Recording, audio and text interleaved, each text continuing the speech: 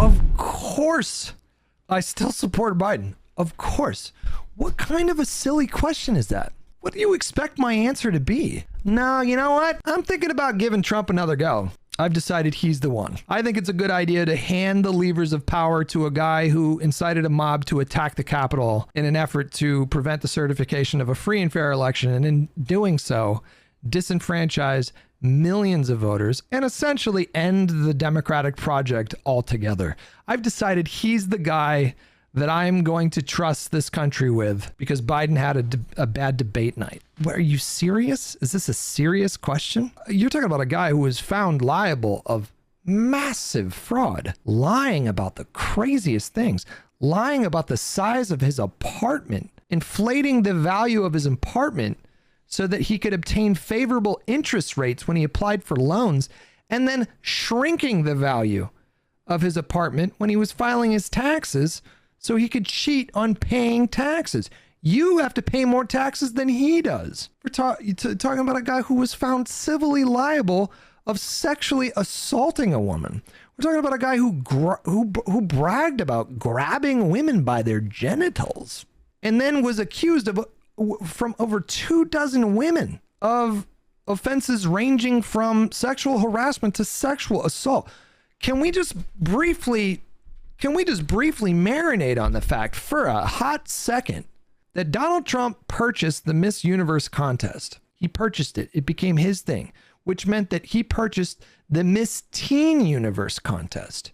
Donald Trump walked in, according to multiple Miss Teen USA contestants, not one or two, multiple, walked in on them getting changed. And you want to have a conversation about Biden having a bad debate night? We're talking about Donald Trump who partied with Jeffrey Epstein for years. There's one presidential candidate in this race that were on Jeffrey Epstein's flight logs, and it isn't Biden. Donald Trump was formally accused in court of raping a 13-year-old child that Jeffrey Epstein allegedly sex trafficked. He was on a talk show with his daughter, and they asked him, "What do you two have in common?" And he said, "Well, I was gonna say sex." If he was just some guy, if you were at a restaurant and you're sitting at a one top reading a book and you were sitting next to a four top, a dad and his daughter and then a couple or whatever, and then the couple asked the dad, "Hey, what do you have in common with your daughter?" And the dad said, "Well, I was going to say sex." And you just heard that at the table next to you. Are you going to tell me that you wouldn't look over and be like, "What the fuck did I just hear?"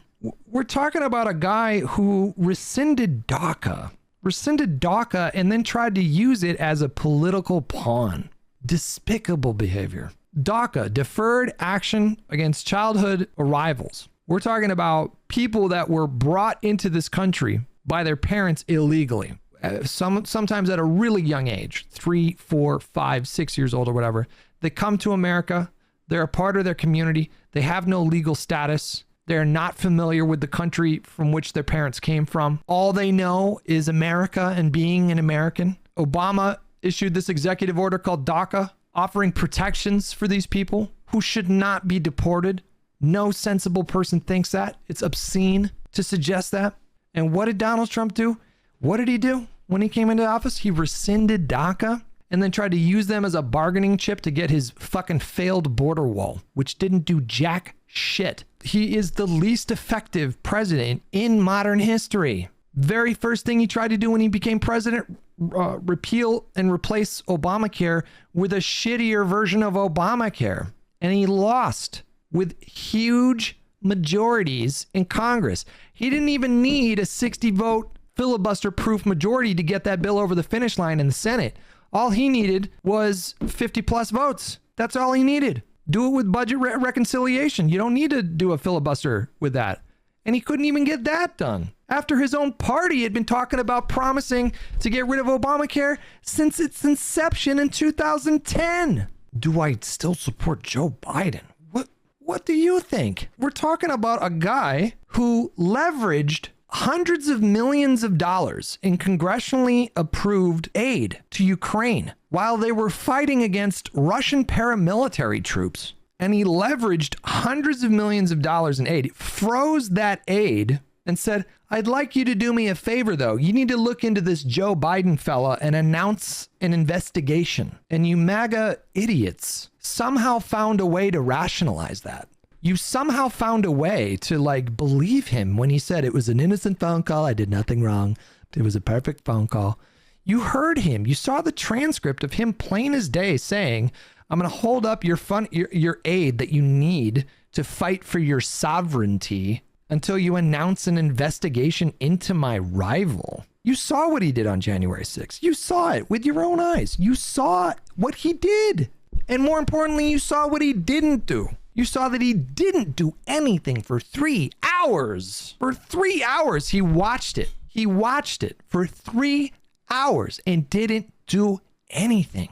While you pretend to care about cops, you pretend to care like you're the only people in the country that give a fuck about cops when you're perfectly okay with him watching cops get the shit kicked out of him by his moronic, indoctrinated, hysterical followers. You heard about McCarthy calling him and demanding him to take action. And what did he tell McCarthy? He said, at least these people care about voter fraud. He said that shit while Congress was literally under siege. You heard about his own daughter begging him to do something. You heard about his own son, Don Jr. You saw the text messages of Don Jr. on that day saying, plain as day, he needs to do something. He needs to take action. And then he did nothing. And you found a way to rationalize this. Like this is just, it's somehow the FBI's fault or Nancy Pelosi's fault or Antifa's fault.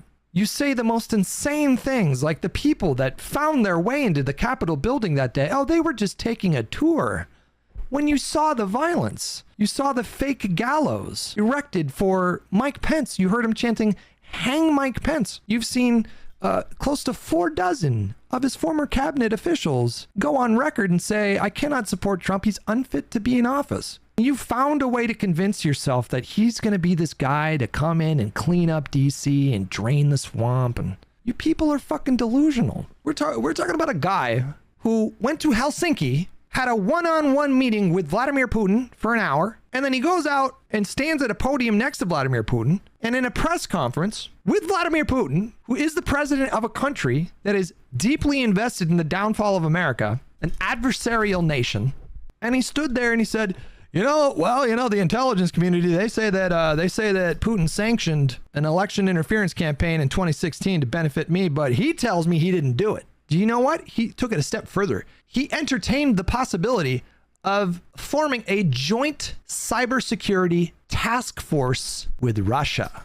Do you understand how fucking crazy that is? We are talking about a man who behind closed doors proposed nuking a hurricane and proposed building a moat all along our southern border, potentially electrifying it or populating it with alligators. Talk about senile. We're talking about a guy who, when he was being interviewed by somebody who was writing a book about his presidency early on in the COVID pandemic, privately told this author, this is a bad virus. It's killing a lot of old people. It's a really serious virus. And then publicly was telling people, we got to open back up. We got to open back up. He was more concerned about how the economy would be impacted and how that would affect his 2020 chances than responsibly dealing with a pandemic that ultimately killed over 1 million Americans. He said, quote, I like downplaying it. We're talking about a guy who, after Puerto Rico suffered a horrific hurricane, showed up and started launching wads of paper towels at people like it was basketball. Like it was basketball. We're talking about a man who, after a horrific school shooting, he said, quote, people need to move on. This was like a day after. We need to move on. Got to keep going. A neo-Nazi rally in South Carolina called Unite the Right that was organized and executed by neo-Nazis. And his response after one of those pathetic murdering Nazis drove a car into a crowd of people, injuring like 24 and killing one person, his reaction was to assign equal blame to counter-protesters who were there to protest Nazis. A guy, for whatever reason, decided that he was going to take a meeting with Kim Jong Un, who at the time wanted nothing more than legitimacy on the world stage, to be seen in a photograph shaking the hand of an American president.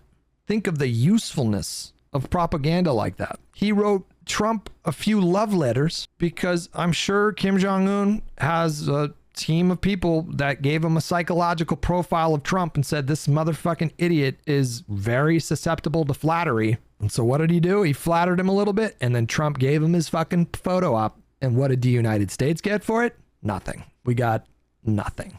Literally nothing. You're talking about a guy who, according to his former chief of staff, who was also a 4-star general, said he didn't want to go visit the graves of fallen soldiers in France because they were, quote, suckers and losers. His own chief of staff confirmed that he said that he didn't want to be seen next to injured veterans because he was concerned that it would make him look bad. General Mattis says that Trump is unfit. General Kelly, General Mattis, General Milley. You got these fucking leaders of the United States military that are all coming out and saying this motherfucker is crazy and does not deserve to be president again. How did people fall for this fucking con man? This guy who routinely just didn't pay his contractors.